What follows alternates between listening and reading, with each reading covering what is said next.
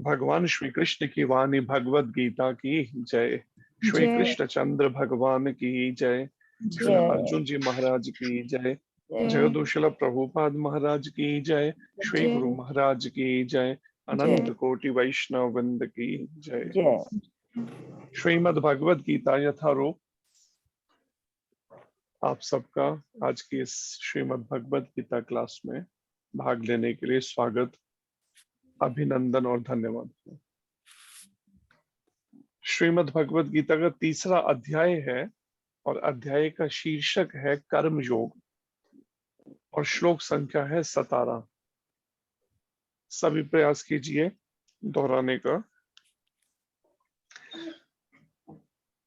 यह यह जो जो तू तू लेकिन लेकिन आत्मरति ही आत्मरति ही आत्मा में ही आनंद लेते हुए आत्मा आनंद लेते हुए एव एव निश्चय ही निश्चय ही ही स्यात् स्यात् रहता है रहता है आत्मतृप्तः आत्मतृप्तः स्वयं प्रकाशित ब्रह्म प्रकाशित शित च च तथा तथा मानवः मानवः मनुष्य मनुष्य आत्मनि आत्मनि अपने में अपने में एव एव केवल केवल च च तथा तथा संतुष्टः संतुष्टः पूर्णतया संतुष्ट पूर्ण संतुष्ट तस्य तस्य उसका उसका कार्यम कार्यम कर्तव्य कर्तव्य न नहीं नहीं विद्यते विद्यते रहता है। रहता है। प्रयास कीजिए दोहराने का। यस्त्वा आत्मरतिरैव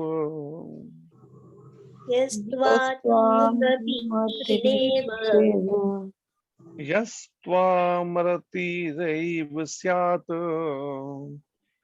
यस्तो आत्मति एव स्यात् आत्मतृप्तश्च मानवः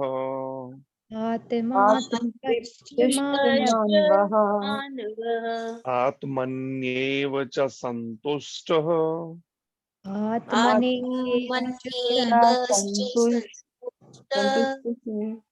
तस्य कार्यं न विद्यते।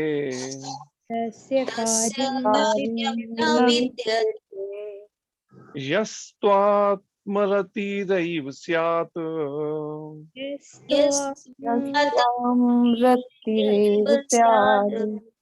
आत्मतृप्तश्च मानवः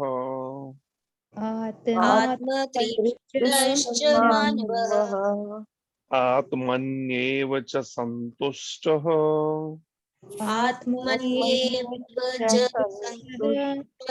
तस्य कार्यं न विद्यते।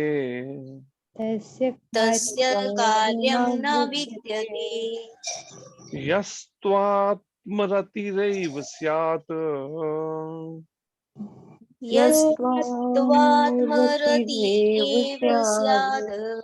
आत्मतृप्तश्च मानवः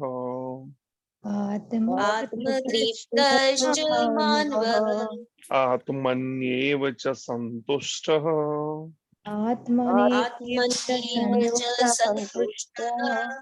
तस्य कार्यं न विद्यते। पढ़िए आप में से कोई बात श्लोक। हरे कृष्ण प्रभु जी। हरे कृष्ण जी।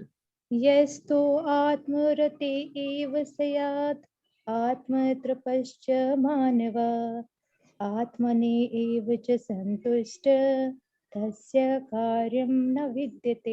हरे कृष्ण। हरे कृष्ण। हरे कृष्ण प्रभु जी। हरे कृष्ण जी। नाम प्रभु जी।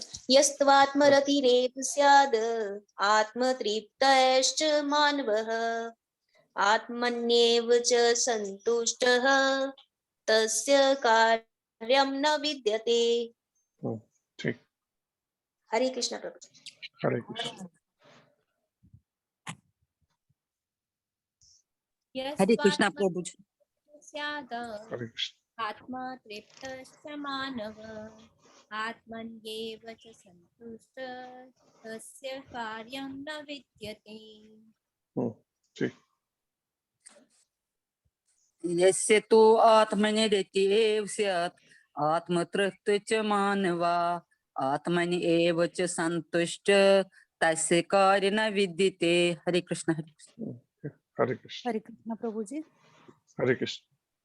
या यस्तु आत्मरतिरेव स तु आत्मतृप्त च मानवा आत्मनेव च संतुष्ट तस्य कार्यं न विद्यते। हरे कृष्ण। ठीक। हरे कृष्ण। हरे कृष्णा प्रभु जी। हरे कृष्ण जी। जस्ते स्मरतिरेव स्याद् अमृत तृप्तस्य मानव आत्मनैव न च संतुष्ट तस्य कार्यं न विद्यते। हरे कृष्ण। हरे कृष्ण। हरे कृष्णा प्रभु जी। हरे कृष्ण। यस्तो आत्मरति एव स्यात् आत्मतृप्तिश्च मानव आत्मनि एव च सन्तुष्ट तस्य कार्यं न विद्यते। हरे कृष्ण। हरे कृष्ण। अनुवाद दोहराइए। किंतु जो व्यक्ति किंतु जो व्यक्ति किंतु जो आत्मा व्यक्ति में ही आनंद लेता है आत्मा आत्मा में ही आनंद लेता है तथा जिसका जीवन तथा जिसका तथा जीवन जीवन आत्म साक्षात्कार युक्त है आत्म साक्षात्कार साक्षात है और जो अपने में ही और जो और अपने में जो ही अपने में ही पूर्णतया संतुष्ट रहता है पूर्णतया पूर्णतः संतुष्ट संतुष्ट रहता है रहता है उसके लिए उसके लिए कुछ करणीय नहीं होता, कुछ कुछ करने करणीय होता, नहीं होता, कुछ कर्तव्य नहीं होता। कुछ कुछ कर्तव्य नहीं कर्तव्य नहीं होता। होता। तात्पर्य अर्चनीय वंदनीय प्रातः स्मरणीय जगदीश्वला प्रभुपाद महाराज की जय। श्री गुरु महाराज की जय। तात्पर्य पढ़िए आपने से कोई एक पर। हरे कृष्णा प्रभु जी। हरे कृष्ण जी। तात्पर्य शीला प्रभुपाद द्वारा शीला प्रभुपाद जी की जय। जो व्यक्ति पूर्णतया कृष्णा भावित है और अपने कृष्णा भावना अमृत के कार्यों से पूर्णतया संतुष्ट रहता है, उसे कुछ भी नियत कर्म नहीं करना होता। कृष्ण भावना भावित होने के कारण उसके हृदय का सारा मैल तुरंत धुल जाता है, जो हजारों हजारों यज्ञों को संपन्न करने पर भी संभव हो जाता है। इस प्रकार चेतना के शुद्ध होने से मनुष्य परमेश्वर के साथ अपने संबंध के प्रति पूर्णतया आश्वस्त हो जाता है। भगवत कृपा से उसका कार्य स्वयं प्रकाशित हो जाता है, अतएव वैदिक आदेशों के प्रति उसका कर्तव्य निशेष हो जाता है। ऐसा कृष्णा भावना भावित व्यक्ति कभी भी भौतिक कार्यों में रुचि नहीं लेता और ना ही उसे सुरा सुंदरी तथा अन्य प्रलोभनों में कोई आनंद मिलता है। हरे कृष्णा। जैसे पहले भी जिक्र हो रहा था इस बारे में बात कि वास्तव में हरे कृष्णा प्रभु जी। आप मुख्य रूप से कर्म तो सभी को करना होता है, लेकिन खासकर जो गृहस्थ आश्रम में है उनको कई बार मन में इस तरह के प्रश्न रहते हैं या संशय रहते हैं या विचार रहते हैं कि हम जो कर्म कर रहे हैं, इन कर्मों से हमें भगवान कैसे मिल जाएंगे, या इन सब में हमें जैसा जीवन जीना पड़ रहा है, पारिवारिक जीवन, गृहस्थ जीवन, तो हमारा तो मन हर समय उन्हीं कार्यों में सोचता रहता है, उसी में लगा रहता है, कैसे हमें भगवान मिलेंगे। तो इन श्लोकों में एक तरह से कह सकते हैं भगवान कृष्ण उस साइंस को बता रहे हैं, उस विचारधारा को जिसके माध्यम से हम आत्म साक्षात्कार कर सकते हैं, भगवत प्राप्ति कर सकते हैं। जो मन का भटकाव है या मन का मैल है, जिसके कारण से हर समय हमारा मन अशांत है, फ्रस्ट्रेट है, तो वो मन का मैलापन जो काम वासना, क्रोध, मोह, लोभ, अहंकार, ईर्ष्या, द्वेष, ये सब मन के अंदर भरे पड़े हैं। जैसे ही कुछ ऐसी परिस्थिति आती है, वो सारी गंदगी निकल निकल के बाहर आने लगती है। और सामान्यतः साधक इसी बात को लेके चिंतित रहते हैं कि हमारी आध्यात्मिक उन्नति होगी कैसे आखिर। कितने तो हैं जो भक्ति मार्ग से जुड़े ही नहीं हैं, संसार में असंख्य जीव हैं जो भगवान की भक्ति में नहीं जुड़े, लेकिन जो जुड़ गए हैं उनकी चिंता का एक मुख्य विषय रहता है कि हम भगवान का नाम जप भी कर रहे हैं, सत्संग भी सुन रहे हैं, उसके बाद भी हमारा मन भगवान का चिंतन न करके संसार में एक खोया हुआ है, संसारिक कार्यों में, इन सब में। ऐसी परिस्थिति में हमारी गति क्या होगी, कैसे रास्ता यहाँ से कष्टों से निकलना हो पाएगा। तो यहाँ पर भगवान कृष्ण मुख्य रूप से ऐसे ही कुछ विषयों को समझा रहे हैं, जिससे बड़ा विचार करने वाली यहाँ पर शिक्षाएं हैं भगवान कृष्ण की। आज के इस श्लोक में श्रीमद् भगवद गीता यथारूप के 3 अध्याय के 17वें श्लोक में भगवान कृष्ण कहते हैं अर्जुन को, और अर्जुन के माध्यम से हमें शिक्षा दे रहे हैं संसार के समस्त जीवों को, समस्त मनुष्यों को। किंतु जो व्यक्ति आत्मा में ही आनंद लेता है, एक है कि व्यक्ति इतना बहिर्मुख है, उसकी इंद्रियां और मन, 5 ज्ञानेंद्रियां, आंख, नाक, कान, जीभ, त्वचा, स्किन, और इन 5 इंद्रियों के माध्यम से मन। संसार में इतना हमने इसे मन को लगा रखा है इंद्रियों के माध्यम से कि एक तरह से कह सकते हैं जैसे इंद्रियों पे हमारा कोई संयम करने की ये कोई शिक्षा ना मिली, और अब जब आदत बिगड़ गई इस मन की, इन इंद्रियों के माध्यम से विषय विकारों को भोगने की लत पड़ गई जब मन को, अब ये अंकुश में नहीं आ रहा। जैसे एक माता कहती है ना, मैं सोचती हूँ मैं केवल 10 मिनट के लिए फेसबुक देखूंगी, लेकिन एक बार चालू कर दियो पता चलता है 2 घंटे निकल गए। तो ये बात ये क्या है, ये है मन को इंद्रियों के माध्यम से, आंखों के माध्यम से, कानों के माध्यम से लत पड़ गई है इस विषयों को भोगने की। और ये भी एक तरह का भोग ही है। मोबाइल के द्वारा आंखों को हम मनोरंजन कर रहे हैं, किसी से कह सकते हैं कृष्ण रंजन नहीं, एक होता है मनोरंजन, एक होता है कृष्ण रंजन। मनोरंजन होता है खाली मन को बहलाने के लिए हम इस तरह से समय नष्ट करें जिससे हमें कोई आध्यात्मिक लाभ होने वाला नहीं है।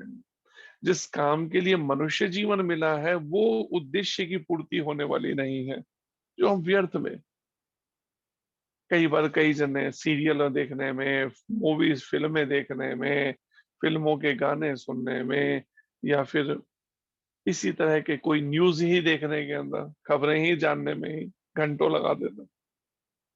बच्चे हैं तो वो कार्टून फिल्म देखने में, इस तरह से अलग अलग, कोई फेसबुक ही देखने में लगा रहता हर समय, वही आंखों से गंदगी भरता रहता है फेसबुक देख देख के, पिछली गंदगी की लगता है कमी है और भरते जा रहे हैं, लेकिन विचार नहीं कर रहे। क्यों? क्योंकि मन को लत पड़ चुकी है इन इंद्रियों के द्वारा भोग भोगने की। अब उस पर कंट्रोल, संयम करने के लिए पहले ये बात कोई पता तो चले कि वास्तव में ये भी कोई बीमारी है। अभी तक तो यही नहीं पता ना, क्योंकि इस तरह के ना तो हॉस्पिटल में इलाज है इस बीमारी का, कि मन को जो इंद्रियों से भोग, ये इसका इलाज अगर कोई था तो वो पहले गुरुकुलों में हुआ करता था। 5 साल से लेके 25 साल तक गुरुकुल की ट्रेनिंग होती थी, वहां पर ये इलाज होता था, संस्कार मिलते थे आचार्य के द्वारा, गुरु के द्वारा, भगवान के शुद्ध भक्त के द्वारा, प्रमाणिक गुरु के द्वारा। और जो कन्याएं होती थी उनको घर में उनकी माता देती थी ट्रेनिंग, ये सब चीजें, नहीं तो उसको सुधारती थी, उसको सिखाती थी, ट्रेनिंग देती थी। अब हुआ ये कि गुरुकुल सिस्टम खत्म हो गया, उसकी जगह आ गई को एजुकेशन। अब को एजुकेशन के अंदर लड़के लड़की इकट्ठे बैठकर स्कूलों में पढ़ रहे हैं, कॉलेजों में पढ़ रहे हैं, और परिणाम में वहां पे जो टीचर्स पढ़ाने वाले हैं वो खाली एक सब्जेक्ट को रटाए चले जा रहे हैं। केवल पैसे कमाने की विद्या कैसे सीखी जाए, बस पैसा कैसे कमाएं, बस वो सिखा रहे हैं, पेट भरने की विद्या। और इसके अलावा कोई इंद्रियों पे संयम, मन पे संयम, उनको बेचारों को खुद ही नहीं पता, टीचर्स और प्रोफेसर लेक्चरर्स को, तो वो आगे बच्चों को क्या सिखाएं इस बारे में।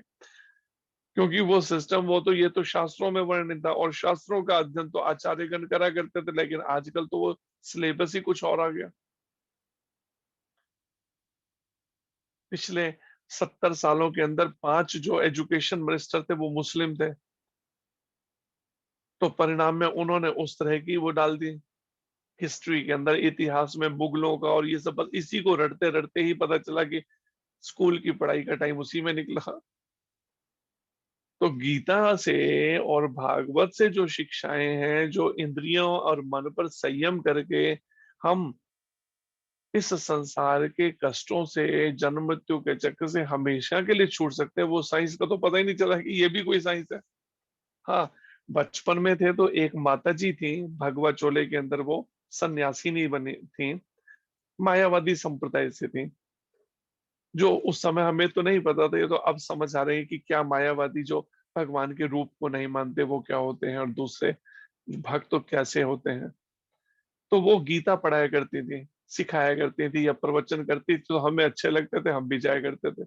निष्ठा स्वामी, उनका निष्ठा स्वामी जी नाम था उनका, उन माता जी का, तो सन्यासिनी चोले में। तो वो गीता के रात्रि में मंदिर के अंदर, पास में जो मंदिर था, वहां नियम से सनातन धर्म मंदिर के अंदर उनके प्रवचन होते थे, हमें बड़े अच्छे लगते थे, हम भी सुनने बचपन में जाया करते थे प्रवचन वो सुनने। फिर एक संडे के दिन आया करते थे वहां पे मंदिर के अंदर, शुक्ला जी करके एक ब्राह्मण थे, प्रवचन करने का ऐसे उनके पास, समझ लीजिए वो ऐसे वक्ता थे कि मंदिर में अगर 200 लोग बैठे हैं या 300 लोग हैं या 500, पिन ड्रॉप साइलेंस, इस तरीके से वो सुनाते थे कथाएं। तो उनकी भी हमें अच्छी लगती थी, इसलिए संडे को जाया करते थे उनसे सुनने के लिए भगवत गीता पर, इस पर भगवान की कथाएं। तो इस तरह से यहाँ पर जो बात है, भगवान कृष्ण इसी बात को समझा रहे हैं कि वो ट्रेनिंग जो है वो या तो गुरुकुलों में मिलती है, अब गुरुकुल नहीं, अब परिणाम में भगवान ने थोड़ा तरीका बदले किसी तरह से, फिर भी है तो सभी आत्माएं भगवान से बिछड़ी हुई, भगवान कृष्ण की कहते हैं मेरी अंश हैं, जो हम भगवान के अंश हैं, भगवान की संतानें हैं, तो भगवान भी चाहते हैं ये सब संतानें मेरे पास वापस लौटें। लेकिन दुर्भाग्य से हम भगवान से अलग रहकर हम सुख भोगने की इच्छा जो है उसने हमें फंसा के रखा हुआ है इस संसार में, हमारे काम और कामनाओं ने, इच्छाओं ने। और भगवान कृष्ण ऐसे में जब इच्छाओं ने फंसा के, उन इच्छाओं को पूरा करने के कारण से क्या करता है जीव, बार बार पाप करते हैं, हिंसा करते हैं, अत्याचार करते हैं, झूठ बोलते हैं, कपट करते हैं, ईर्ष्या द्वेष करते हैं, और इस तरह के कई तरह के दोष आ गए मनों में, और उसी के कारण से ये मन का भटकाव शुरू हो गया। कल हम किससे बात कर रहे थे, तो वो इस तरह का टॉपिक, कि फ्रस्ट्रेट है, बस फ्रस्ट्रेशन। तो यहाँ पर भगवान कृष्ण, और हम कुछ सीखना भी नहीं चाहते। एक मुश्किल ये भी है, अगर हमारे पास रहने खाने की थोड़ी सी सुविधाएं हो जाती हैं तो हम सोचते हैं क्या आवश्यकता है हमें इसमें समय लगाने की, ये सब करने की। तो फिर परिणाम भोग भी रहे हैं, मन शांत भी है। एक समय जब ये फ्रस्ट्रेशन बढ़ जाती है तो या तो हार्ट अटैक हो जाता है, हार्ट फेल हो जाता है, या उस घबराहट के कारण प्राण छूट जाते हैं, या फिर कोई बीमारी रोग लग जाती है, उस रोग लगते हैं, फिर उन रोगों के लिए हॉस्पिटलाइज होने पड़ते हैं। लेकिन उसका इलाज गीता में है, ये बात हमें समझ नहीं आ रही, बस मुश्किल ये है। एक है उनको फ्रस्ट्रेशन की अगर प्रॉब्लम थी, आए आश्रम के अंदर, एक दिन आए, प्रोग्राम अटेंड किया, फिर समझाया भी, जप करना शुरू किया, फिर आज थोड़ा मौसम चेंज हुआ तो गए प्रोग्राम में हाजिर नहीं, अनर्ड। हम सीरियस नहीं लेते कहने के। जैसे हमारे रहने खाने की सुविधाएं हो जाए तो हम सोचते हैं ना जितना हो गया चलो ठीक है, कोई सीरियस नहीं लेते। इसलिए वो कहावत बनी है ना एक, कि लातों के भूत बातों से नहीं मानते। जब तक हमारी पिटाई नहीं होती ना इस प्रकृति के इस कठोर नियमों के द्वारा, तरह तरह के रोग, कष्ट, बीमारियां और जन्म मृत्यु बुढ़ापा में, तब तक हमें समझ नहीं आती, तब तक हम ये बात समझना नहीं चाहते कि हमें भगवान को समर्पण करना सीखना चाहिए।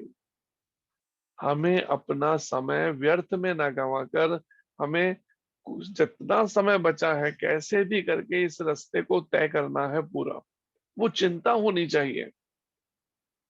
जिसको शिला रूप गोस्वामी जी कहते हैं भक्ति रसामृत सिंधु में लौल्यम, लौल्यम मतलब तीव्र उत्कंठा होनी चाहिए उसको,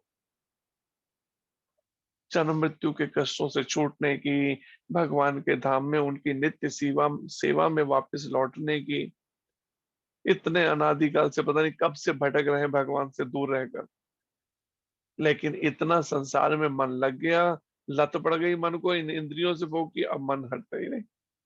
मन कहता नहीं वही ठीक है, चलने दो, ऐसे ही चलने दो जीवन। कल किसने देखा है, किसने देखा भगवान को? तो इस तरह के उसमें परिस्थिति बन जाती है जब हम मन को लत पड़ जाती है भोगों की, वो फिर इन बातों को वो करता है, इग्नोर करेगा, समझना नहीं चाहेगा, अनदेखी करेगा और फिर भुगतेगा। फिर भुगतते हैं, भरे पड़े हॉस्पिटल। बताइए कभी 20-25 साल पहले देखे तो इतने हॉस्पिटल नहीं होते थे, कितने हॉस्पिटल बने, लेकिन फिर भी वहां पे पेशेंट भरे पड़े हैं, जगह नहीं है। ऊपर से फिर जब नहीं फिर भी सुधर रहे तो फिर कोरोना जैसी डिसीज आ जाती है हर 100 साल के अंदर। पिछले 500 साल के अंदर लगातार ये ऐसे कोई ना कोई डिसीज आ रही है 400-500 साल में। एक क्या बोले, कभी कॉलरा आ गया, कभी कोई इस तरह की और डिसीज आ गई, और परिणाम में भुगत। इसलिए हमें एक बात ये समझनी चाहिए, ये भगवत गीता केवल एक कोई धार्मिक ग्रंथ नहीं है केवल। ये एक तरह से इस संसार में अगर हम जीना चाहते हैं, जब तक रहना है, और रहना तो पड़ेगा, जबरदस्ती तो छोड़ के भाग नहीं सकते। अगर भागना भी चाहेंगे तो 60,000 साल के लिए प्रेत योनि है। अगर कोई आत्महत्या करता है, सुसाइड करता है, उसके लिए 60,000 साल की भगवान विष्णु गरुड़ जी वगैरह प्रेत योनि में रहना पड़ता है। उसके बाद फिर कहीं 84 लाख योनियों कहीं डाला जाता है, कोई जीव जंतु, कीड़े मकोड़े या इस तरह के जीव। तो इसलिए अपनी मर्जी से भाग तो जितना समय मिला है उतना तो जीना पड़ेगा। जब जीना ही पड़ेगा तो वो जीने का तरीका क्या है, वो गीता सिखा रही है। भगवान कृष्ण इस भगवत गीता के माध्यम से सिखा रहे हैं कि व्यक्ति को किस तरह के कर्म करने चाहिए, किस तरह का जीवन जीना चाहिए। यही भगवान कृष्ण अर्जुन को कह रहे हैं। सबसे पहले यही नॉलेज, यही गीता का दिव्य उपदेश, यही गीता का ज्ञान मैंने किसे सिखाया था? मैंने सिखाया था ये सबसे पहले सृष्टि के आरंभ में सूर्य देव को, विवस्वान सूर्य को ये ज्ञान दिया, उपदेश दिया। और फिर सूर्य देव ने अपने आगे ये फिर ज्ञान आगे दिया राजा मनु को, जो मनुष्य जाति का पहला राजा धरती पे था सतयुग में। फिर राजा मनु ने अपने आगे ये ज्ञान दिया इक्ष्वाकु जी को। फिर वो आगे परंपरा चल पड़ी इस तरह से। फिर कई राज ऋषि हुए, कई ऐसे राजा हुए जिन्होंने ऋषियों जैसा, तपस्वियों जैसा जीवन जिया। उनसे फिर आगे परंपरा चलनी शुरू हो गई। लेकिन फिर भगवान कृष्ण खुद ही बता रहे हैं अर्जुन को, लेकिन बीच में कुछ ऐसा समय आया जिस समय ये गुरु परंपरा लुप्त हो गई लगती है। पता ही नहीं चल पा रहा इसको कौन रिप्रेजेंट कर रहा है, प्रतिनिधित्व कौन कर रहा है, कौन है, इस समय लुप्त हो गई लगती है। इसलिए भगवान कृष्ण कहते हैं 5000 साल लगभग पहले, 5200 वर्ष लगभग पहले, कि मैं अर्जुन तेरे को निमित्त बना के वही ज्ञान जो मैंने सृष्टि के आरंभ में सूर्यदेव को दिया था, अब मैं तेरे को दे रहा हूं। और वही प्रमाणित परंपराओं के माध्यम से ये ज्ञान चलता हुआ आगे अब 4 ऐसी गुरु परंपराओं का वर्णन पद्म पुराण में भगवान वेदव्यास जी ने किया। उनमें से एक है ब्रह्म संप्रदाय, जिसमें भगवान कृष्ण ने ब्रह्मा जी को ज्ञान दिया और फिर ब्रह्मा जी से आगे चला नारद जी से, वेदव्यास जी से, और वही इस तरह की 3 और गुरु परंपराएं उनसे आगे चली पद्म पुराण में, जिनका वर्णन है। कुमार संप्रदाय ब्रह्मा जी के 4 मानस पुत्रों से हुई, सनक, सनंदन, सनातन, सनत कुमारों से। श्री संप्रदाय जो लक्ष्मी जी से हुई, और फिर चौथी रुद्र संप्रदाय जो भगवान ने शिव जी को सबसे पहले ज्ञान दिया और उनके आगे परंपरा चली। तो उन प्रमाणित परंपराओं के माध्यम से ये आचार्यों के द्वारा गुरुकुलों में ये सब सिखाया जा रहा था। लेकिन दुर्भाग्य से कलयुग जैसे जैसे और बढ़ने लगा, अभी शुरुआत है, कलयुग की टोटल उम्र एज जो है, भगवान वेद व्यास जी बता रहे हैं श्रीमद् भागवत में भी 4,32,000 साल है इस कलयुग की पूरी उम्र, जिसमें से अभी केवल 5,278 वर्ष लगभग बीते हैं। तो ये हालत हो गई है कि गुरुकुल खत्म होने लगे हैं धरती में। उस समय लाखों गुरुकुल चल रहे थे, आज से 70 साल पहले या 100 साल। आज वो लाखों की जगह चंद कुछ हजार गुरुकुल रह गए, वो भी उनमें भी भौतिक पढ़ाई मजबूरी में पढ़ाने, क्योंकि माता पिता चाहते ही नहीं केवल आध्यात्मिक पढ़ाई हमारे बच्चों को पढ़ाई जाए। अगले हो तो फिर पैसे कमाने की, पैसे का क्या होगा? जो माँ बाप कहते हैं हम तो इसलिए बच्चों को, एक माँ, हम ट्रेन में आ रहे थे तो कुछ बात चल रही थी तो और भी लोग थे, तो एक माता कहती है अपने बच्चे सबके सामने, उस बच्चे के सामने ही कह रही है, हम सबको बता रही है, हम सब कहते मैं तो बच्चे को इसीलिए पाल पोस रही हूँ, कल को ये हमें नोट कमा के देगा। सीरियस बात, उसको कोई मकसद नहीं प्रेम के, बच्चे को कोई प्रेम है या कोई भावना है, वो कहते नोट कमाने में, तो इसलिए हम तो इसलिए पाल रहे हैं बच्चे को। ये हालत हो चुकी है माँ बाप की, सोचिए। लेकिन सबकी ऐसी हालत नहीं हुई है, लेकिन अधिकतर ऐसी स्थिति शुरू, वो स्पष्ट बोल रही थी। लेकिन फिर भी भगवान कृपा करके किसी ना किसी माध्यम, जैसे ये ऑनलाइन क्लासेस के माध्यम से, इस्कॉन के सेंटर्स जो प्रभुपाद जी ने पूरे विश्व भर में स्थापित किए, उन सेंटरों के माध्यम से फिर भी प्रयास चल रहा है कि जितनी भी आत्माएं अगर बच सकें इस जन्म मृत्यु के चक्र में गिरने से, अब दोबारा दोबारा कुछ कम से उतनी ही तो बचाई जाए पहले। तो उसी के लिए ये सब मार्गदर्शन भगवान कृष्ण जो गीता के माध्यम से दे रहे हैं, इसके अनुसार जीवन जीने की कला सिखा रही। ये नहीं है कि खाली एक ग्रंथ है ये, ठीक है मंदिर चले गए, जैसे मंदिर में जाना है तो कुछ भगवान की कथा सुननी है, एक कथा सुन ली, हो गया काम पूरा। कथा सुनना है बस ना, ये सुनने वाली कथा नहीं है केवल ये क्या है? भगवान कृष्ण व्यवहारिक रूप में मनुष्य को कैसा जीवन जीना चाहिए, स्त्री को कैसा जीवन जीना चाहिए, पुरुष को कैसा जीवन जीना चाहिए, ब्राह्मण को कैसा जीवन जीना चाहिए, क्षत्रिय को कैसा, वैश्य को और शूद्र को कैसा जीवन जीना चाहिए, एक ब्रह्मचारी को कैसा जीवन जीना चाहिए, गृहस्थी को कैसा जीवन जीना चाहिए, वानप्रस्थी और सन्यासी को ये बातें गीता में समझाई जा रही हैं कि 24 घंटे के उनके कार्यकलाप कैसे हों। और सामान्यतः गृहस्थी लोगों को कर्मों के बारे में थोड़ा कंफ्यूजन रहता है कि हम जो कर्म कर रहे हैं क्या इससे भगवान मिल भी पाएंगे, ये संशय रहता है। अधिकतर ऐसे प्रश्न करते भी हैं। तो यहाँ पर भगवान कृष्ण इसी का उत्तर यहाँ पर दे रहे हैं अर्जुन के माध्यम से। भगवान कृष्ण कहते हैं किंतु जो व्यक्ति आत्मा में ही आनंद लेता है, पहले तो लोगों को यही नहीं पता आत्मा है कहाँ। हम 2 ब्राह्मण परिवार के व्यक्ति कल बैठे हुए थे पास में, तो उनसे बात कर रहे थे दोनों ब्राह्मण शर्मा। एक से हमने पूछा कि शरीर चल किससे रहा है, तो आत्मा के बारे में सुना है, कहते हैं हाँ सुना है। आत्मा रहती कहाँ पर है शरीर में, कहते हैं मालूम नहीं। दूसरा कहता है आत्मा पूरे शरीर में रहती है।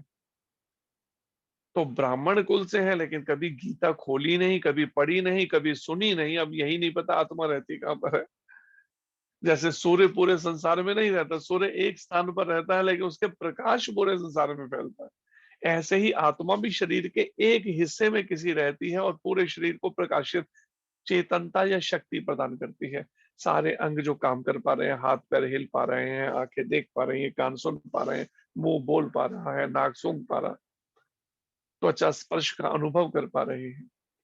तो गीता में भगवान बता रहे हैं वो आत्मा हृदय में रहती है। हृदय देशे अर्जुन तिष्ठति। वो ईश्वर जो है सारे संसार में तो व्याप्त है, लेकिन हृदय में भी रहता है परमात्मा रूप। और उसी हृदय में उस परमात्मा रूप जो भगवान कृष्ण का एक अंश रूप है, उस परमात्मा रूप के साथ में ही जीवात्मा भी रहती है। हर जीवात्मा के साथ हर शरीर में 84 लाख योनियों में परमात्मा साथ साथ रहते हैं। जैसे उदाहरण समझने के लिए आप कई सारे मटके रख दीजिए पानी के भरे हुए। जब सूरज चमक रहा है दोपहर के समय में, तो उन मटकों में देखेंगे तो सभी में प्रतिबिंब दिखाई देगा सूरज का, जबकि सूरज मटकों के अंदर नहीं है, एक उसकी प्रतिबिंब जैसा है, लेकिन वास्तव में सूरज एक लोकेशन पे एक स्थान पर है। ऐसे ही भगवान जो है अपने गोलोक धाम में तो है, लेकिन होते हुए भी उनका एक अंश रूप परमात्मा रूप जो उनकी अचिंत्य शक्ति के द्वारा भगवान, अचिंत्य मतलब जो हमारी चिंतन सोचने की शक्ति से बाहर है। आप केवल भौतिक तरीके संसारी तरीके से सोच के समझना चाहें तो वो समझ नहीं आएगा। हाँ, अगर हम इंद्रियों का मन का शुद्धिकरण कर लें भगवत गीता भागवत के अनुसार, तो जरूर हम उसको अनुभव भी कर सकते हैं, देख भी सकते हैं। उनका हृदय में अनुभव होगा, उनका दर्शन होगा, और साक्षात अगर और भक्ति परिपक्व हो जाए मीरा जी की तरह, तो साक्षात सामने बातें भी कर सकते हैं भगवान कृष्ण। लेकिन उतनी लगन भक्ति या उतना इंद्रियां और मन को अंतर्मुख करने की प्रैक्टिस करनी पड़ेगी कि अनावश्यक ना देखना है, अनावश्यक ना सुनना है, जो कृष्ण से अलग, कृष्ण के अलावा आंखों से देखने को बचाना है। कृष्ण या भगवान कृष्ण की सेवा बस। उसके अलावा ये नहीं कि हाँ खाली बैठे चलो ऐसा करते हैं, मोबाइल पे कोई फिल्म लगा देते हैं, अच्छा मूवी देखते हैं चलो ठीक, अच्छा कोई सीरियल देखते हैं कोई, अच्छा कुछ ऐसे ही कोई, तो ऐसे समय नष्ट न, फिर आंखों को नहीं देना है। गुरु महाराज कहते हैं जो कुछ हम आंखों से देख रहे हैं ना, वो सब अंदर पिक्चर्स फोटो खिंच खिंच के जा रहे हैं, आखिरी समय वही सब याद आएगा, ध्यान रखिए। आज हमारे मन के भटकाव का कारण क्या है? हम भगवान कृष्ण या उनकी सेवा से हटकर और भी बहुत कुछ आंखों को दिखाते हैं, पहले छूट देते हैं आंखों को, और बाद में वही सब जो आंखों से देखा है वो मन को अशांत करता है। नाम जप करो तो मन ही नहीं लगता, मन ही नहीं। वो भी हमें ब्राह्मण पर पूछ रहे थे, कह रहे ध्यान नहीं लगता बस। मैंने कहा ध्यान लगना, दुनिया भर के आप इधर उधर से रेस्टोरेंटों में खाते हो, पहले जाकर कहीं भी कुछ भी खाने लगते हो, और उसके बाद अपने तो ध्यान लग जाए, ध्यान कैसे लगेगा? क्योंकि अन्न का तो सीधा प्रभाव है। हमारा खान पान, हमारा रहन सहन, हमारे कार्यकलाप, ये तीन चीज मन पर सीधी असर करते हैं, और 5 इंद्रियों के द्वारा ये मन जाता है। ज्ञान इंद्रियों के द्वारा, इसे ज्ञान इंद्रिया, 5 कर्म इंद्रियां हैं, 5 ज्ञान इंद्रियां हैं। कर्म इंद्रियों में वाणी है, हाथ पैर है, मल मूत्र द्वार है, लेकिन ये ज्ञान इंद्रिय जिनसे ज्ञान होता है। आंखों से हाँ ये बहुत सुंदर है, अच्छा ये बड़ी मधुर आवाज आ रही है, अच्छा ये बड़ी खुशबू, अच्छी खुशबू है, हाँ ये बड़ी स्वादिष्ट चीज स्पर्श का, या बड़े कोमल है या बड़े कठोर है। तो ये बात को यहाँ समझना होगा कि आत्मा में आनंद वही ले सकेगा जिसने अपनी इंद्रियों को अनावश्यक विषय भोगों में देना बंद कर दिया है, लगाना बंद कर दिया है। अनावश्यक मुझे इंद्रियों को और इंद्रियों के माध्यम से मन को व्यर्थ में ऐसे संसार के अंदर मुझे नहीं लगाना है, फिल्मों में और इन सब चीजों में, कहीं भी पारिवारिक भी, कहीं ऐसे व्यर्थ में अनावश्यक सोचने में। खाली बैठे, अच्छा चलो कपड़ों के बारे में सोचते हैं, चलो खाने के बारे में ही सोचते हैं, प्लान, यही सब करते रहना बस। इससे आगे सोच ही नहीं उठ पा रहे, क्योंकि उसकी लत पड़ चुकी है मन को इन इंद्रियों के माध्यम से। और जो इन इंद्रियों को और इंद्रियों के माध्यम से मन को व्यर्थ में बाहर नहीं चलाता और अंतर्मुख करना का अभ्यास करता है, तो वो जैसे जैसे हृदय शुद्ध होता जाएगा उसका हरि नाम के द्वारा, और इसका अभ्यास करने से इंद्रियों पे संयम का और मन को व्यर्थ में सोचने की जो आदत है, और व्यर्थ में ऐसी कृष्ण से हटकर जो इच्छाएं हैं उनसे अंकुश जब लगाएंगे, तो धीरे धीरे ये मन फिर तब शुद्धि की तरफ बढ़ेगा हरि नाम के द्वारा। जो आसान तरीका चैतन्य महाप्रभु बता रहे हैं, कीर्तनीय सदा हरि नाम गाने सदा रुचि, या फिर चेतो दर्पण मार्जनम, इस मन रूपी शीशे की धुलाई परम विजयते श्री कृष्ण संकीर्तनम, भगवान कृष्ण के नामों का कीर्तन जप करने से होगी। तो यहाँ पर यही बात उन व्यक्तियों के लिए कही जा रही है भगवान के, जो व्यक्ति आत्मा में ही आनंद लेता है, और जब वो बाहर से इंद्रिया बहिर्मुख अंतर्मुख कर लेता है, तो वो अपनी आत्मा का दर्शन साक्षात्कार करना, उसी में आनंद लेता है। उसे फिर संसार से उसे अपनी इच्छाएं कम से कम करनी पड़ेंगी। ये नहीं कि इच्छाएं इतनी ढेर लगा रखा है जिसके कारण से फिर वो कभी अंतर्मुख नहीं हो सकेगा, वो आत्मा में आनंद नहीं ले सकेगा, जो यहाँ वर्णन आ रहा। आत्मा में आनंद कम से कम इच्छाएं होनी चाहिए, केवल आत्मा और शरीर इकट्ठे रह सके, बस उतनी तक की इच्छाएं, उससे ज्यादा नहीं रहे। ये नहीं कि हाँ मेरे को ये भी डिमांडें करते जाएं, गाड़ियां भी चाहिए, बंगले भी चाहिए, एसी भी चाहिए, सब सुविधाएं चाहिए मेरे को, खूब लोग मेरी जय जयकार करने वाले हो, ये सब जो है, ये सब मन को अशांत करने वाला, सब बहिर्मुख करने वाला है ये सब। इसलिए तुलसीदास जी की एक बात मुझे बहुत अच्छी लगती है, तुलसीदास जी ने रामचरितमानस शुरू की, लिखना तो पहले ही लिख दिया कि मैं, ये तुलसीदास जी कहते हैं, मैं ये रामचरितमानस इसलिए नहीं लिख रहा लोगों की जय जयकार मिलेगी मुझे, वाह वाह देखो कितना सुंदर लिखा है तुलसीदास जी ने, इसलिए नहीं मैंने लिख रहा हूँ ये ग्रंथ को। मैं किस लिए लिख रहा हूँ? स्वांतः सुखाय तुलसी रघुनाथ गाथा, स्वांतः सुखाय, मैं तो अपने अंतःकरण के सुख के लिए लिख रहा हूँ, ये तो ग्रंथ का लेकर कर रहा हूँ अपना, कि मैं उसी में रस लूंगा उसमें, और उसको भगवान राम की लीलाओं का श्रवण कीर्तन करके उसका आनंद लूंगा, उसका रस मैं तो इसलिए कर रहा हूँ, स्वांतः सुख है। लेकिन हम क्या करते हैं, बहुत सारे कार्य किस लिए करते हैं? इस संसार का नेम फेम मिले, समाज में मेरी रेपुटेशन रेपो रहे, खूब लोग मेरे को जाने, लोगों को पता चले, देखो हम भी, हमारे पास भी कुछ पैसा है भाई, हम भी रिच लोग हैं, हमारे पास भी नई कार है, मगर यही सब में उलझे हुए हैं। पड़ोसी के बाद नया फ्रिज है, मुझे हमें भी लेना है बढ़िया महंगा, इससे और महंगा वाला थोड़ा लेंगे, जैसे उनको बुला के दिखा भी सके, देखो हमने उस आपसे बढ़िया क्वालिटी का फ्रिज खरीदा है, आपसे बढ़िया वाली महंगी कार खरीदी है। तो पागल हो रखे हैं इसी के पीछे, पूरा समाज इसी के पीछे लगा। ऐसे ही ऊपर लेवल पे समाज से फिर राज्य और फिर देश, उस लेवल पे भी यही भिड़ंत है। हर कोई चाहता है सब, हम अमेरिका चाहता है मेरे कंट्रोल में रहे ज्यादा से ज्यादा कंट्रीज, दूसरा रशिया चाहता है मेरे कंट्रोल में रहे, बस इसी में लड़ मर रहे हैं आपस में। लेकिन यहाँ पर वास्तव में जो ऋषि मुनि हैं, जिस तरह का जीवन जीते थे, और भगवान कृष्ण अर्जुन को भी बता रहे, तेरी मन की अशांति का कारण भी यही है, तूने इंद्रियों को बहिर्मुख ज्यादा कर दिया, ये मेरे भाई हैं, ये मेरे चाचे हैं, मेरे ताए, शरीरों से रिलेशन माने चले, जो सोचे जा रहे मन से, आंखों से दिखाई जा रहा है, कानों से, मुंह से, सब इंद्रियों से लगाए, और फिर मन से सोचता है, फिर मेरा है, मैं और मेरे में उलझ के रह गए, इसलिए तेरी अशांत, इसलिए अर्जुन डिस्टर्ब है। रथ के पिछले भाग में बैठ गया, आंखों से आंसू बहने लगे, कंठ अवरुद्ध हो गया, कहते मैं युद्ध नहीं करूंगा, मेरे से तो ये गांडीव धनुष भी नहीं उठाया जा रहा भाई, युद्ध करूं कहां से, भगवान कृष्ण कहता। तो ये है, बहिर्मुख होने पे ये स्थिति हो जाती है जीव की। लेकिन बहिर्मुख क्यों ना चाहते हैं? क्योंकि हमें ऐसा लगता है अगर बहिर्मुख नहीं होंगे तो मेरा रोटी कपड़ा और मकान, मेरी जो आदत पड़ चुकी है, जो लत पड़ चुकी है मन को सुविधाओं के जीवन में, वो कैसे चलेगी? इसलिए मुझे पति को खुश करना है। पति सोचता है मुझे पत्नी को खुश करना है, पति सोचते नहीं बच्चों को खुश करके रखना है, क्योंकि वो बुढ़ापे में, बच्चे सोचते हैं हमें अपना वो कर, अपनी आवश्यकताओं की पूर्ति करनी है, इसलिए उनकी बात, बस इस तरह का केवल वो चल रहा है, जिसे कहते हैं बिजनेस डीलिंग एक तरह की। वो जो प्रेम शब्द है वो हम उसी को प्रेम माने बैठे। वास्तविक प्रेम क्या होता है वो भगवान कृष्ण और गोपियों के रिलेशन से समझ सकते हैं जब हम भागवत में इसमें देखें तो। जिसमें प्रेम किसे कहा है गोपियों ने, जिसमें लेने की भावना नहीं है, केवल देने की भावना है। बताइए संसार में कौन सा है जो केवल देने की भावना और लेने की हो ही ना।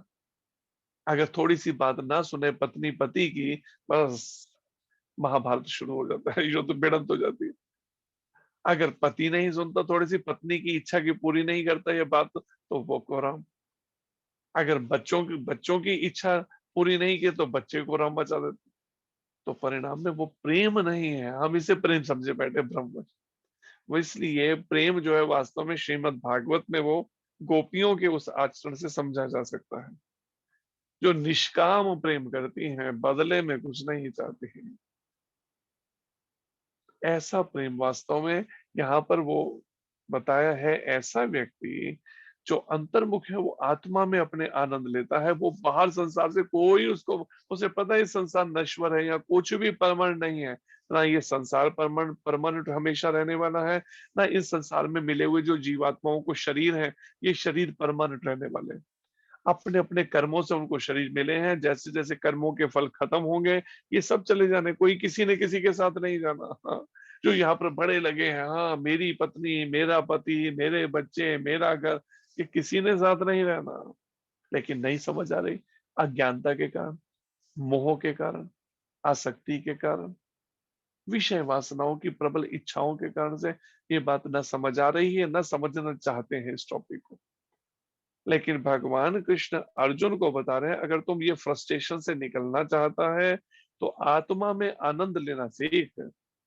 अपनी आत्मा जो अपने आप में संतुष्ट, आत्मा भी है परमात्मा भी है, लेकिन उसमें अंतर्मुख होने के अभ्यास, इंद्रियों को विषय भोगों से हटाकर उसको अंतर्मुख होना पड़े। अनावश्यक नहीं लगाना इंद्रियों को, ना देखने में, ना सुनने में, ना सूंघने में, ना बोलने में, ना किसी अन्य स्पर्श का।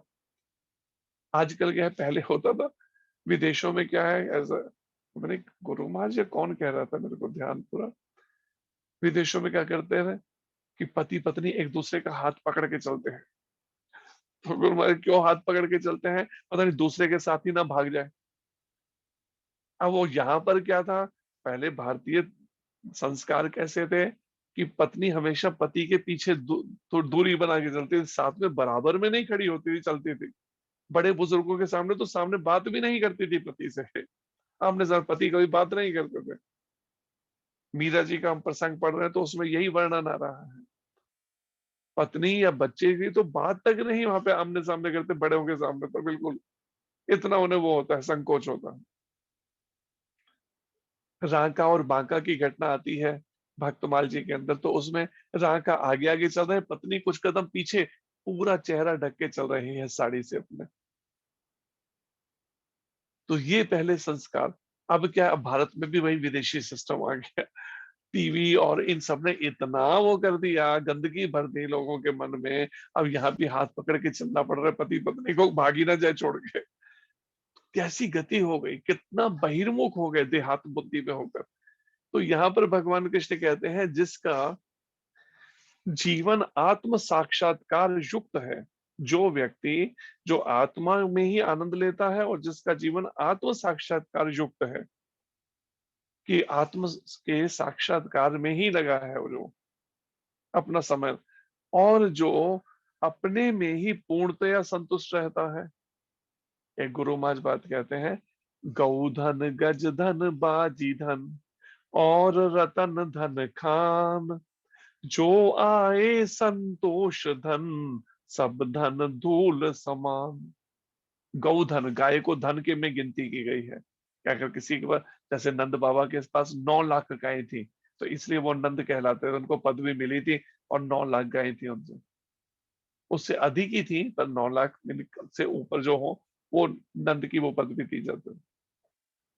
तो 9 लाख गायें उनके पास में। गौधन, गजधन, जिसके वो हाथी है वो भी धन गिना जाता है। हाथी को बड़ा शुभ मानते हैं, उनका दर्शन होना भी शुभ माना जाता है। गौधन गजधन बाजी, बाजी कहते हैं घोड़े को। अगर पहले राजाओं के पास जितने अधिक घोड़े होते थे तो उनको, उसको भी धन में गिनती की जाती है। और रतन धन का, चाहे रत्नों की खाने हैं, धन है, बेशुमार रतन है, लेकिन गुरु महाराज कहते हैं जो आए संतोष धन। लेकिन जब तक संतोष रूपी धन नहीं है ना, ये सब होने के बाद भी मन की शांति नहीं मिलेगी। लेकिन अगर संतोष रूपी धन आ गया ना, जिसमें तेरी रजा है, उसी में हम खुश हैं। जैसे तू रखना चाहे, हम तो वैसे ही देने को तैयार हैं। हम डिमांड नहीं करेंगे एक चीज, एक इतनी सी भी वस्तु के आपसे। इस तरह से जीवन जीने का तरीका सीखना, कुछ मांगना नहीं। कहते हैं ना, बिन मांगे मोती मिले, मांगे मिले ना भी। जैसे हम बता रहे थे, कल गाड़ी जब खराब हो गई रास्ते में, तो एक उधर से आ गया मैकेनिक को,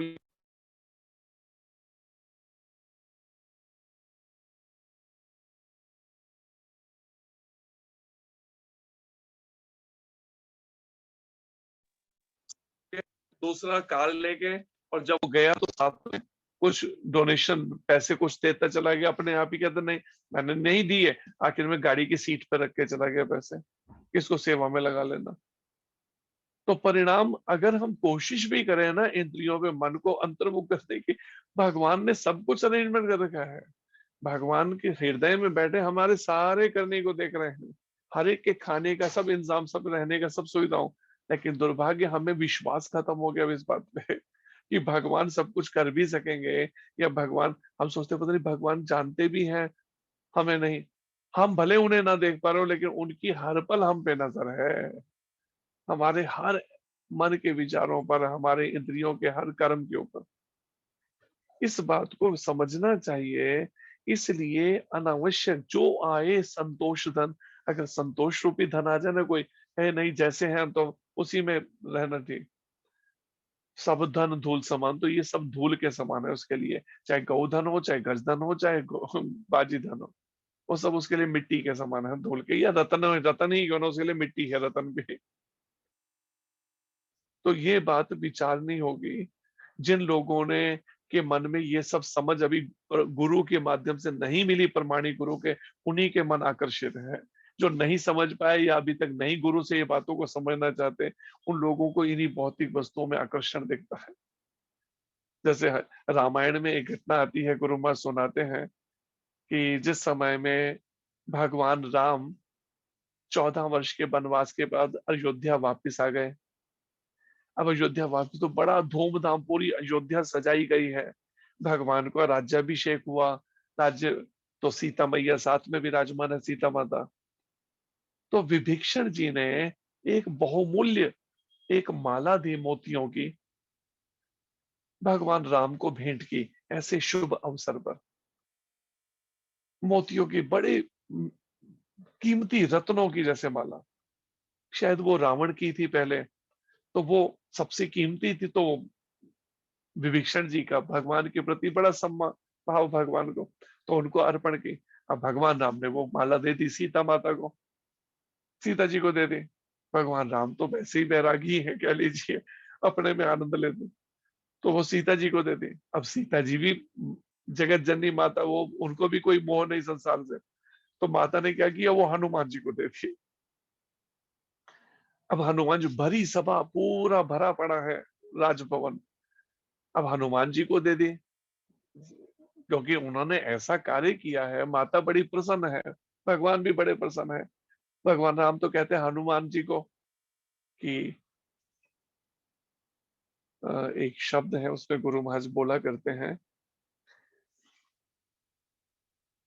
कि भरत जी से बात करते हुए कहते हैं, भरत जी को कहते हुए, जब आके सारा सुना रहे हैं 14 वर्ष के वनवास का, कैसे रावण पर विजय प्राप्त की और ये सब लंका पे, तो कहते हैं भरत भाई कपि से उऋण हम नाहि। भगवान राम अपने मुखारविंद से कहते हैं, हे भरत, ये कपि जो हनुमान है ना, इससे मैं उऋण नहीं हो सकता, इसका ऋण शोध नहीं कर सकता, इसका ऋण नहीं उतार सकता मैं। इसने जैसे निमित्त बना है ये सेवा में कदम कदम पे, इसका ऋण नहीं उतार सकता। तो हनुमान जी पर सीता मैया भी बड़ी प्रसन्न है, तो माता ने उनको हनुमान जी को माला दे दी। अब हनुमान जी क्या कर रहे हैं, उस माला तो ले ली बड़े आदर से, माँ ने दिया तो मना कैसे करें। अब ले तो ली, अब क्या करते हैं, एक एक मन उसके मोती को ना उस माला में से निकालते हैं, तोड़ते हैं, उसको देखते हैं ध्यान से, उसके बाद दांत से चबाते हैं, फिर देखते हैं, फिर फेंक देते हैं उसको, फिर दूसरा लेते हैं, फिर दांत से चबाते हैं, फिर देखते हैं कुछ उसके अंदर कुछ ढूंढते हैं, फिर फेंक देते हैं। ऐसे कर करके फेंक रहे हैं वो इतने कीमती रत्नों को। अब भगवान राम देख रहे हैं, सीता माता देख रही हैं, कुछ नहीं बोल रही करते हुए हनुमान जी को, और बाकी भी राजमहल के अंदर इतने मंत्री सब देख रहे हैं, बड़े आश्चर्यचकित हैं, इतनी कीमती माला उपहार में मिली है और सीता माता ने खुद दी है और अपने कर कमलों से, और ये तो उसके मन के ही तोड़े चले जा रहे हैं, कोई कुछ समझ नहीं पा रहा। आखिर में जिसने दी थी ना, विभीषण जी से नहीं रहा गया। विभीषण जी कह बीच में बोल ही पड़े, कहते हैं कि जैसे एक कहावत कही जाती है ना कि बंदर क्या जाने अदरक का स्वाद। बंदर को अदरक का स्वाद नहीं पता कि अदरक का स्वाद क्या होता है, वो अदरक नहीं कभी देखेगा छोड़ देगा, अदरक नहीं खाएगा, और कुछ होगा सब खा जाएगा, लेकिन अदरक नहीं खा। तो परिणाम, तो विभीषण जी ने कहा इनको क्या पता हनुमान जी को ये कितने महंगे रतन है और ये तो सबको माला को बर्बाद किए जा, तोड़े चले जा रहे हैं। तो तब जाके भगवान राम, सम भगवान को तो पता ही है, लेकिन जानबूझ के वो रहस्य उद्घाटन करना चाहते हैं। तो भगवान राम कहते हैं हनुमान ये क्या कर रहे हो, तुम एक एक मोती को तोड़ के क्या देखते हो, फिर फेंक देते हो, इसको क्या कर रहे हो इतने महंगे रत्नों को, जिससे सबको पता चल जाए, इसलिए भगवान ने जानबूझ के ऐसा किया। तो हनुमान जी कहते प्रभु मैं इसमें से आपको ढूंढ रहा हूँ, आपकी छवि नहीं दिख रही, सीता मैया की आपकी अगर छवि दिखे तो, जब ऐसे ऐसी वस्तु को मेरे को क्या करना है रखकर जिसके अंदर आपकी छवि ही नहीं है, ऐसे कर। तो विभीषण जी को तो बड़ा बुरा लग रहा था, क्योंकि इतने महंगी वो रत्नों की माला उन्हें भेंट की थी और ये ऐसा। तो उन्होंने कहा तो फिर इतना बड़ा जो ये शरीर आपने रखा है, इसमें क्या सीताराम जी इसमें है क्या, जो तुमने इस शरीर को क्यों धारण कर रखा फिर। तो हनुमान जी कहते हैं इसमें अगर इसमें नहीं हो तो मैं इसको भी नहीं, इसको भी उसी पल त्याग दूंगा, एक पल नहीं रखने वाला। उसी समय हनुमान जी ने अपने वक्ष को खोला, जैसे फाड़ डाला, तो उसके अंदर सीताराम जी विराजमान है हृदय सिंहासन के ऊपर। भगवान ने अपने कर कमल का स्पर्श किया और दोबारा वो फिर दोबारा वैसा ही हो गया।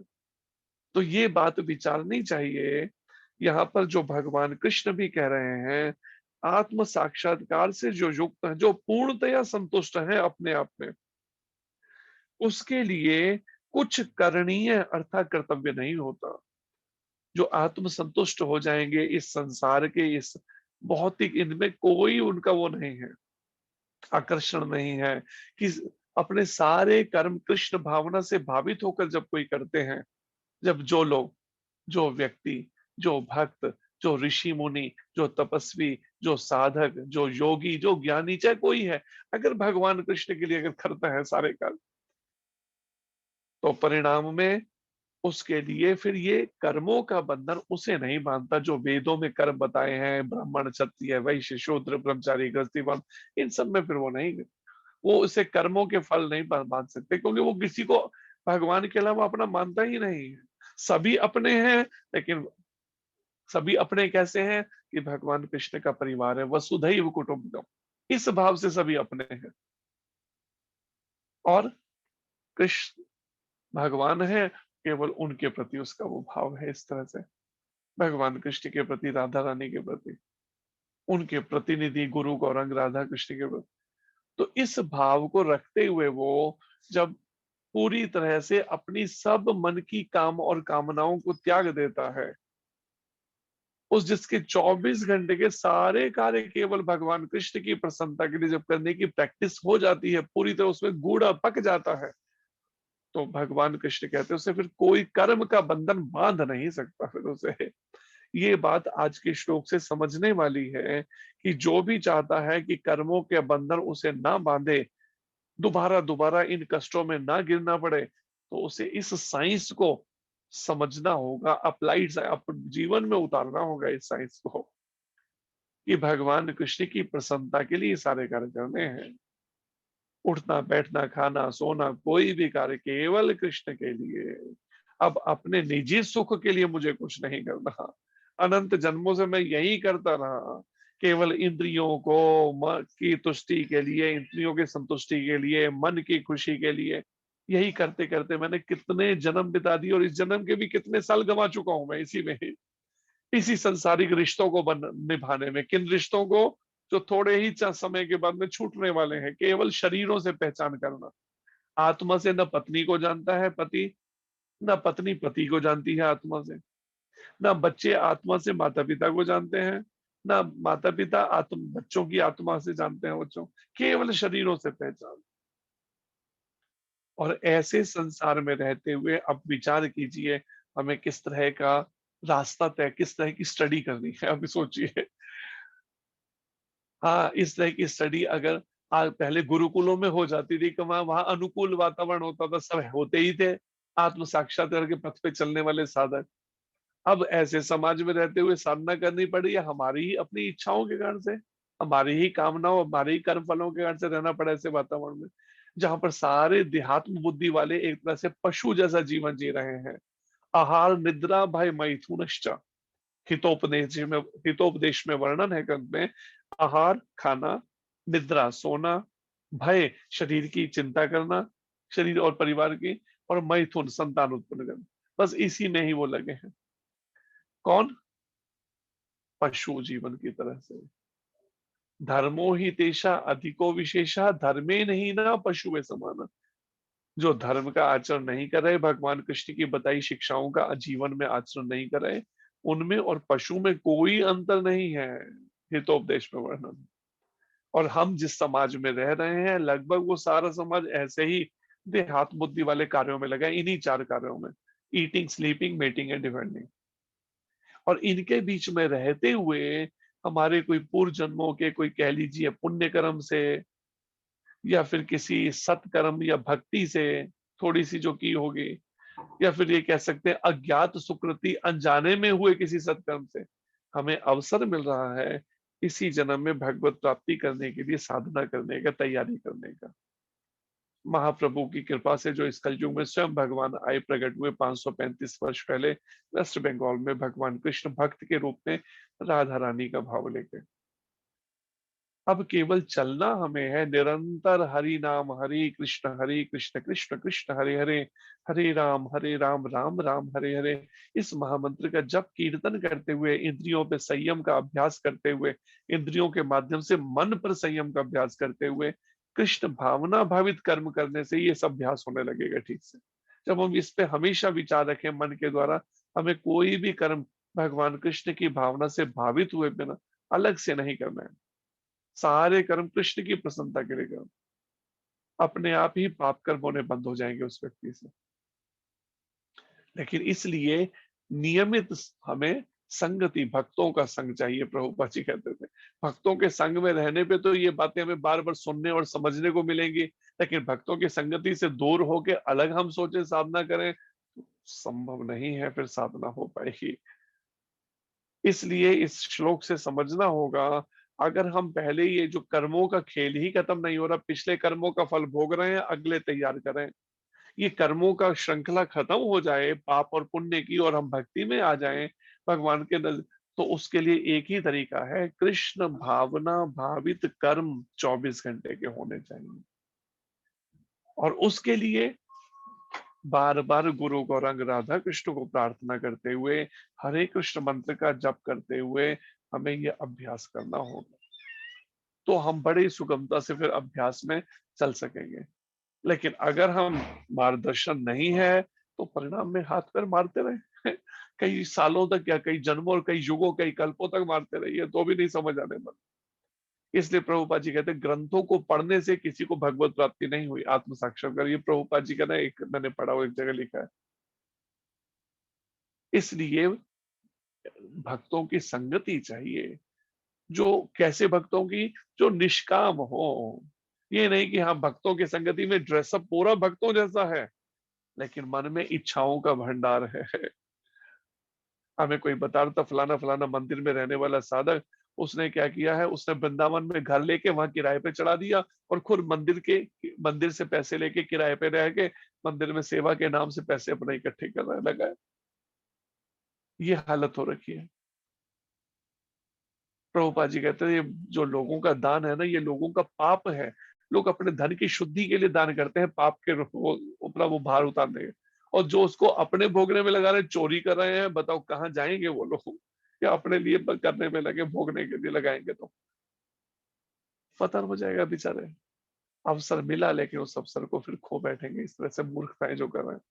एक और उसके 8 फ्लैट हैं वृंदावन में, एक है उसने एक ले रखा। किस पैसे से? लोगों का पैसे चुरा चुरा के, लोगों जो मंदिर के लिए दिया उसे चोरी कर लिया बीच में। एक कोई आया, उसने दिया 1 लाख रुपया, मंदिर में प्रेसिडेंट से नहीं मिलना हुआ अगर तो कहा कि आपने देना उनको, उसने रसीद काटी लेकिन नीचे कार्बन ही नहीं रखा, ऊपर 1 लाख की रसीद उसको पकड़ा दी, उसके बाद कार्बन रख के फिर 1 जीरो कम कर दी और 10,000 रुपए कैशियर के जमा करा दिए मंदिर के। 1 महीने बाद यहाँ आया होगा, 1 डेढ़ महीने बाद उसने प्रेसिडेंट से पूछा मैंने 1 लाख रुपए दिए थे, मिल गए? उसने अब उसके सामने क्या बोले, अपनी बदनामी होगी मंदिर की। उसने कहा हाँ मैं देखता हूँ, चेक करता हूँ। और जब मीटिंग बैठाई और जब बोला भाई 1 लाख वो बोला है और ये तो 10,000, तो उससे पूछा जिसने दिए थे भाई पैसे कहाँ गए, और वो मंदिर का सबसे सीनियर डिवोटी उस मंदिर का, क्या जवाब देता है? कहते वो असल में 1 जीरो कहीं कम रखे, कहीं रह गए होंगे। मतलब 90,000 जेब में बचे के पता नहीं चलेगा। किसको चीट कर रहे हैं हम? अपने आप को या भगवान को चीट करना चाहते हैं, या लोगों को चीट करके सोचते हैं हम इस तरह से हम लोगों की जय जयकार झूठी लूट लेंगे? कब तक, कितनी देर तक हम ये करेंगे? अपने आप को मूर्ख बना रहे हैं वो लोग, पतन की ओर चले जाएंगे, फिर आवागन में फेंक दिए जाएंगे। अवसर भी मिला लेकिन कृपा नहीं ले पा रहे दुर्भाग्य से। इसलिए ये बातें समझकर कृष्ण भावना भावित होकर सारे कर्म करने की ये प्रैक्टिस, ये श्लोक बता रहे हैं, ये अध्याय बता रहा है। तब हम अपनी आत्मा में आनंद लेना, आत्म साक्षात्कार से युक्त हो सकते हैं, जब इंद्रियों को व्यर्थ में बहिर्मुख होना बंद करके कृष्ण की सेवा में ही केवल लगाना है। इस तरह का अभ्यास डालना है इंद्रियों और इंद्रियों के माध्यम से मन को। हरे कृष्णा। धन्यवाद आप सबका। कोई प्रश्न हो तो कर सकते हैं।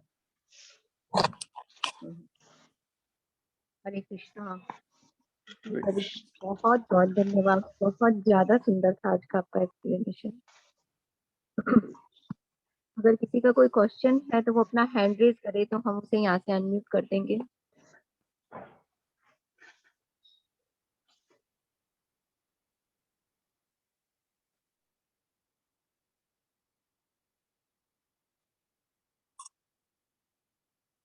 हरि बोल। किसी का कोई क्वेश्चन है तो वो पूछ सकते हैं।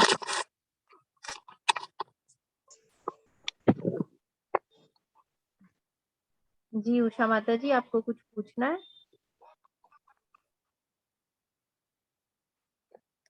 जी प्रभु जी, कोई क्वेश्चन नहीं है।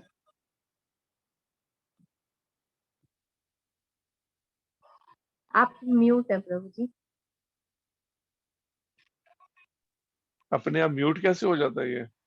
एक्चुअली सबको अनम्यूट करते हैं तभी भी वो अच्छा, सबका एक साथ होता है उसको। तो इसलिए इसकी अगर रियल में चाहते हैं कि हमें जितना भी समय बचा है, चाहे कोई गृहस्थी है, चाहे स्त्री चोले में है, चाहे पुरुष के, चाहे कोई जैसी भी परिस्थितियों में अगर रास्ता तय करना चाहते हैं तो इसको गंभीरता से देना पड़ेगा कि इस इंद्रियों को अनावश्यक भोगों की तरफ ऐसे जगह जहां कृष्ण नहीं है, कृष्ण से संबंधित सेवा नहीं है, इस इंद्रियों को और इंद्रियों के माध्यम से मन को जाने ही नहीं देना उसको। बार बार ये मन दबाव डालेगा, अंदर से प्रेशर देगा, नहीं थोड़ी देर के लिए, अच्छा थोड़ी देर के लिए। इसकी बदमाशी की बातों को सुनना नहीं है, इसकी ऊंची आवाज में हरे कृष्ण मंत्र जप करके इसको दोबारा दोबारा कृष्ण की ओर मोड़ना है।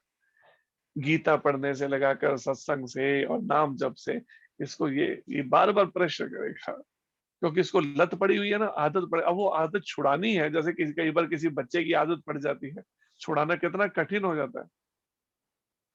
जैसे अमृतसर में एक घर में महाराज रुका करते, तो माता जी को एक आदत पड़ी हुई है, कीना लईदा है पंजाबी में एक शब्द, हर बात में थोड़ी देर में वो की, तो महाराज उसको जानबूझ के वो करते थे इस बात को लेके, कीना लईदा है। महाराज भी वही शब्द बोला करते थे उसकी आदत को छुड़ाने के लिए, कि वो नहीं छूटी, इतनी पक्की पड़ चुकी है।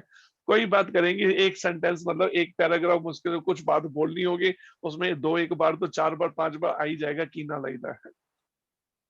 तो इस तरह से लत पड़ जाती है मन को इस विषय भोगों की, आंखों से, कानों से, इंद्रियों।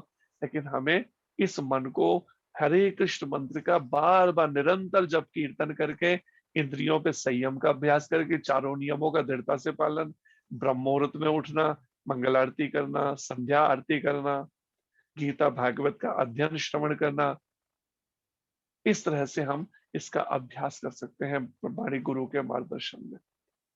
समय रहते रहते, खत्म होने से पहले पहले ये प्रैक्टिस करनी होगी, ये लत छुड़ानी होगी मन की, जो मन को आदत पड़ी है कृष्ण से हटकर बार बार ऐसी चीजों में जाने की, व्यर्थ की चर्चाओं में, व्यर्थ की बातों में। हाँ, थोड़ा शादियां भी अटेंड करने, क्या करें, हमें करनी पड़ती हैं। एक माता हमें कहती है अब शादियों में जाना पड़ता है, क्या कर सकते हैं, और जाना करता है, खाना भी पड़ता है, कहते शादियों में खाना भी पड़ता है। अब खाएंगे शादियों में जाकर, वो जिन्होंने बनाया है, जैसे हमने बताया हमारे मंदिर के पड़ोस में शादी हो रही थी, तो शादी में हमारा पुजारी ऊपर छत पे गया देखने के लिए, तो क्या कर रहे थे, वहां सब पूरी बारात खा रही है, रात को 8 बजे बारात, या जो भी आए हुए थे बारात, वो सब खाने में लगे हैं। इधर अकेला हलवाई जो सब बन चुका है, वो हलवाई देखते कोई नहीं देख रहा, उसमें एक पतीले के अंदर बड़े बड़े पतीले हैं, उसमें हाथ डालता है, पनीर निकाल के खाता है, फिर दूसरा वही जूठे हाथ डाल डाल के वो अपना उधर लगा हुआ है खाने में। उधर बारात वहां खाई जा रही है, इधर ये पनीर खा खा के उसे जूठा किया जा रहा है, पतीले को, सारी सब्जी को जूठा किया जा रहा है।